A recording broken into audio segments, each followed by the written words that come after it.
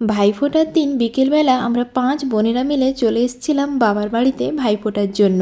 এসেই চলে এসেছিলাম মার্কেটে টুকটাক কিছু কেনাকাটা করতে, কারণ ভাইফোঁটার একদিন পরেই বাবার বাড়িতে রয়েছে অনুষ্ঠান। তার জন্য যেহেতু অনেক লোকজন আসবে, সেই জন্য এখানে সব বোনেরা মিলে হাতে হাত লাগিয়ে কাজকর্মগুলো সেরে নিচ্ছিলাম। সবাই মিলে লেগে আগের দিন থেকেই সমস্ত বিছানাপত্রগুলো রেডি করছিলাম, যাতে অনুষ্ঠানের দিন কারোর কোনো অসুবিধে না হয়।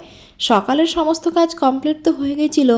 সন্ধেবেলা আমরা সবাই মিলে ঠাকুর যেখানে বসবে ওই জায়গাটা সুন্দর করে আলপনা দিচ্ছিলাম। আমরা কেউই আলপনা আর্টিস্ট নই, কিন্তু সবাইয়ের মিলিত প্রচেষ্টায় আমাদের মায়ের উদ্দেশ্যে আমাদের ছোট্ট আলপনাটা সবাই মিলে খুব ভক্তি ভরে দিয়েছিলাম।